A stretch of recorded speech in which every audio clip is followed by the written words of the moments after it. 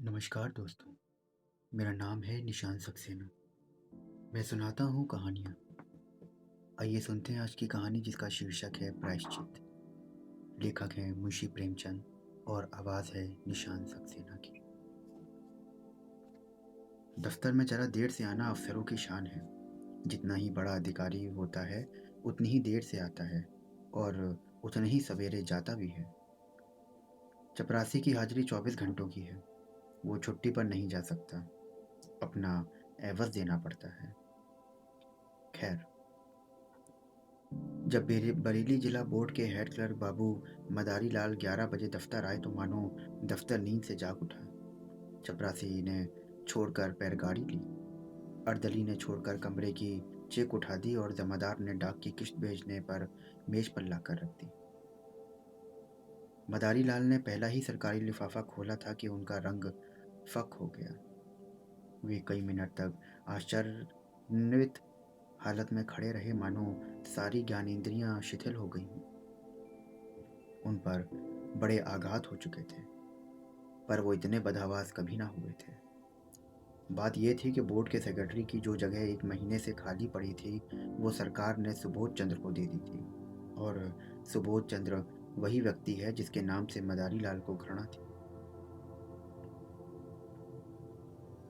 वो सुबोध चंद्र उनका सहपाठी था जिन्हें जग देने की उन्होंने कितनी ही कोशिश करी पर सफल ना हो पाए। सालों से इसकी कोई खबर ना थी। इतना मालूम था कि वो फौज में भर्ती हो गया था। मदारी लाल ने उसकी मातहती में काम करना पड़ेगा ये सोचकर तो अपमान से मर जाएंगे। सुबोध को स्कूल और कॉलेज की सारी बातें अवश्य ही याद होंगी। मदारी लाल ने उसे कॉलेज में निकलवा देने के लिए कई बार मंत्र चलाए, झूठे नहीं। वो आते ही पुरानी कसर निकालेगा। मदारी बाबू को अपनी प्राण रक्षा का कोई उपाय ना मिला। मदारी और सुबोध के ग्रहों में ही विरोध था।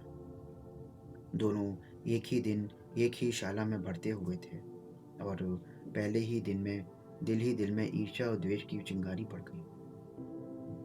वो आज 20 वर्ष बीतने पर भी ना बुझी थी। सुबोध का अपराध यही था कि वो मदारी लाल से हर बात में बढ़ा हुआ था। डील डॉल, रंग रूप, रीति व्यवहार, विद्या बुद्धि और मैदान उसके हाथ में थे। मदारी लाल ने उसका ये अपराध कभी माफ ना किया था। सुबोध 20 वर्ष तक निरंतर उनके हृदय का कांटा बना रहा। जब सुबोध डिग्री लेकर अपने घर चला तो मदारी का फेल होकर इस दफ्तर में नौकर हो गए और उनका चित्त शांत हुआ। किंतु जब ये मालूम हुआ कि सुबोध बसरे जा रहा है तो मदारी लाल का चेहरा खेल उठा। उनके दिल से वो पुरानी फांस निकल गई। पर हाँ, हतभाग्य, आज वो पुराना नासूर शतगुण टीस और जलन के लिए खुल गया। आज उनकी किस्मत सुबोध के हाथ में थी। ईश्वर चित इतना अन्यायी है कि विधि इतनी कठोर है। जब जरा चित्त शांत हुआ तो मदारी ने दफ्तर के क्लर्कों को सरकारी हुक्म सुनाते हुए कहा कि आप लोग जरा हाथ पैर संभाल के रखिएगा। सुबोध चंद्र वो आदमी नहीं जो भूलों को क्षमा कर दे। एक क्लर्क ने पूछा, क्या बहुत सख्त है? मदारी लाल ने मुस्कुराते हुए कहा, वो तो आप लोगों को 2-4 दिन में पता हो जाएगा। मैं अपने मुंह से किसी की शिकायत क्यों करूं? बस चेतावनी देनी थी कि जरा हाथ पैर संभाल कर रखिएगा। आदमी योग्य है लेकिन बड़ा क्रोधी और बड़ा दम्भी है। गुस्सा तो उसकी नाक पर रखा रहता है।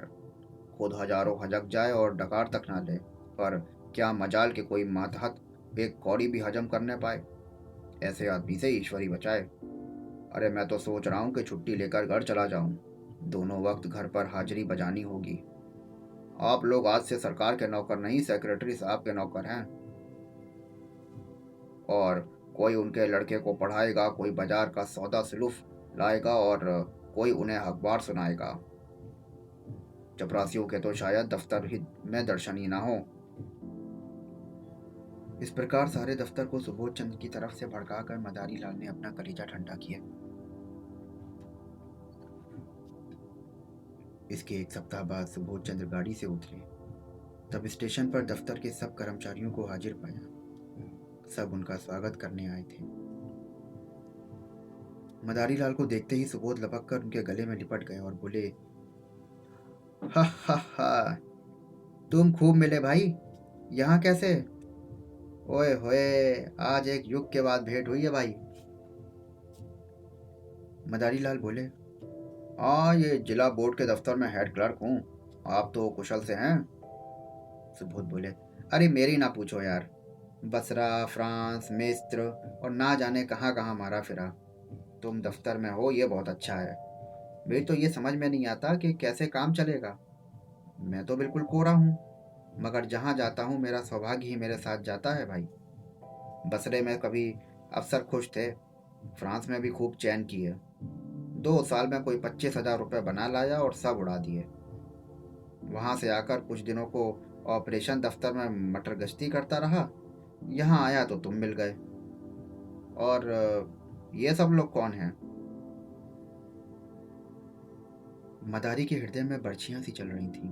दुष्ट 25,000 रुपये बसरे से कमा लाया, यहाँ कलम घिसते घिसते मर गए और 500 भी ना जमा कर पाए। बोले, ये लोग बोर्ड के कर्मचारी हैं, सलाम करने आए हैं। सुबोध ने उन लोगों से बारी बारी से हाथ मिलाया और बोला, आप लोगों ने व्यर्थ कष्ट किया। मैं बहुत आभारी हूँ आपका। मुझे आशा है कि आप सब सज्जनों को मुझसे कोई शिकायत ना होगी। मुझे अपना अफसर नहीं, अपना भाई समझिए। और आप सब लोग मिलकर कुछ इस तरह से काम कीजिए कि बोर्ड की नेकनामी हो। और मैं भी सुररुख हूँ। आपके हेड क्लर्क साहब तो मेरे पुराने मित्र हैं और लंगोटिया यार भी हैं। एक वाक चतुर क्लर्क ने कहा, हम सब हुजूर के ताबेदार हैं, यथाशक्ति आपको असंतुष्ट ना करेंगे, लेकिन आदमी ही हैं। अगर कोई भूल हो जाए तो हुजूर उसे माफ कर दीजिएगा। सुबोध ने नम्रता से कहा, यही मेरा सिद्धांत है और हमेशा से यही सिद्धांत रहा है। जहाँ रहा, मातहतों से मित्रों सा कासा बर्ताव किया। हम और आप किसी तीसरे के गुलाम हैं, फिर रोब कैसा और कैसी अफसरी। हाँ, हमें नेक नियत से अपना काम और कर्तव्य पालन जरूर करना चाहिए।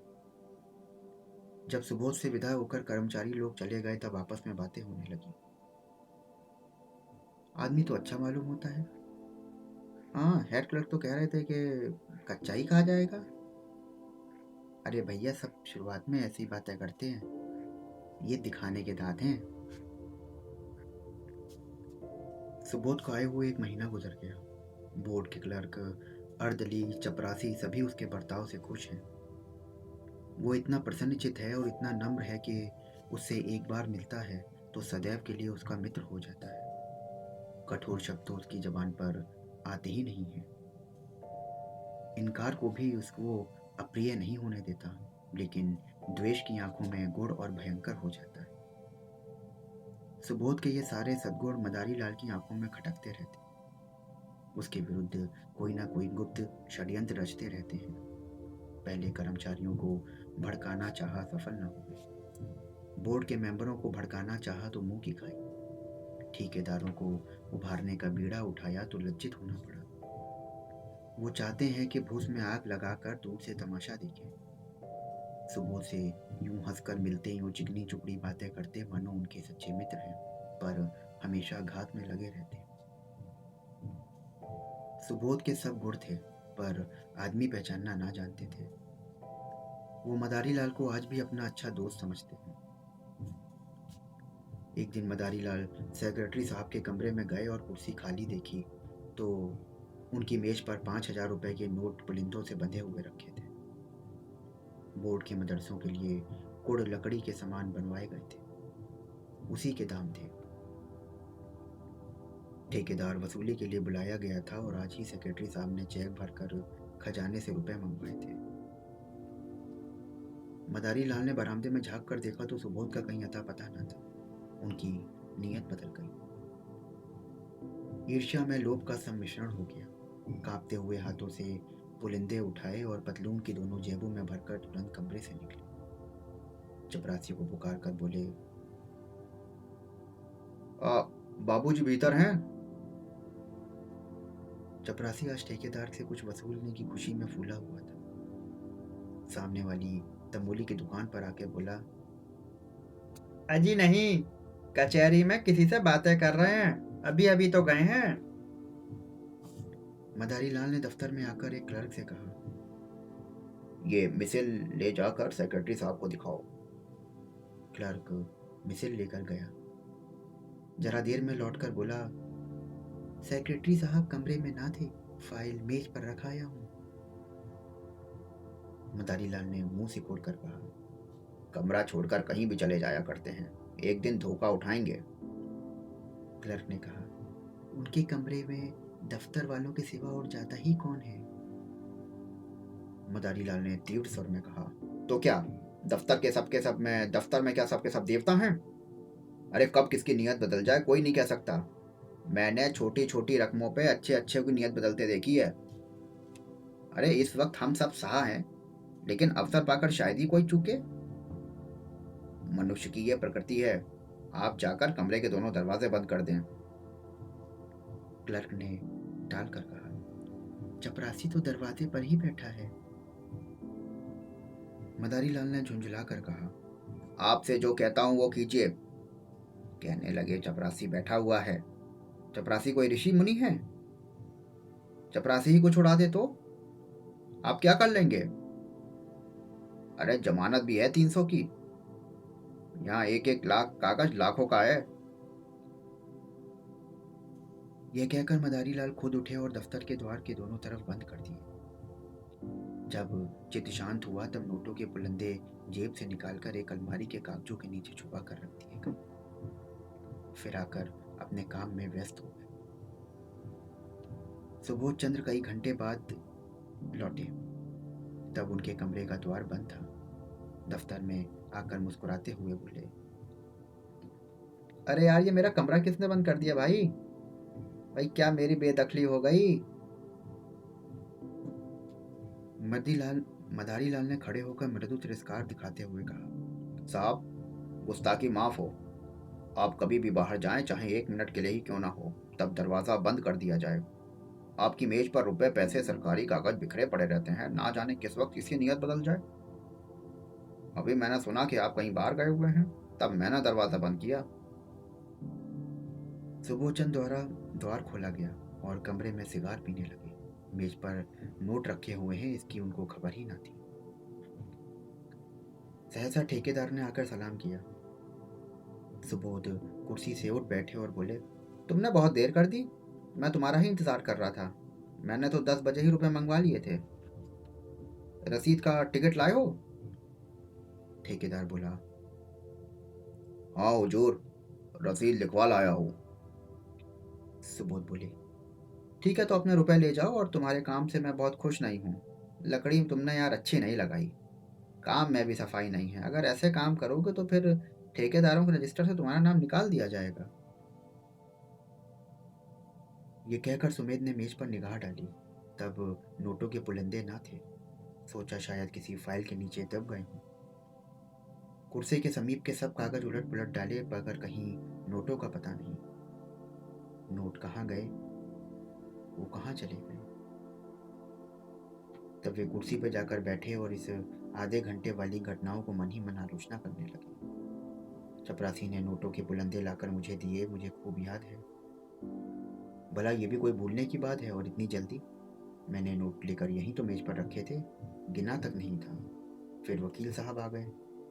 पुराने मुलाकाती हैं, उनसे बात करता रहा और फिर पेड़ तक चला गया। उन्होंने पान मंगवाए और इतनी ही देर तो हुई बस केवल।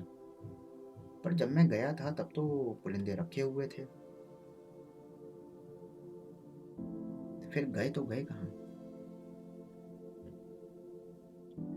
शायद दफ्तर में किसी ने सावधानी से उठाकर रख दिए हों। यही बात है, मैं तो व्यर्थ ही इतना घबरा गया। छी। तो दोस्तों ये था कहानी का पहला भाग। दूसरे भाग के साथ में मैं मिलूंगा आपसे कल। आशा करता हूँ आपको ये पहला भाग बहुत अच्छा लगा होगा। तो हमारे ऐसी ही बढ़िया बढ़िया रोज कहानी सुनने के लिए मेरे चैनल को फॉलो करिए, सब्सक्राइब करिए और स्टार रेटिंग देना बिल्कुल ना भूलिए। कल मिलता हूँ फिर, तब तक के लिए स्वस्थ रहिए, मस्त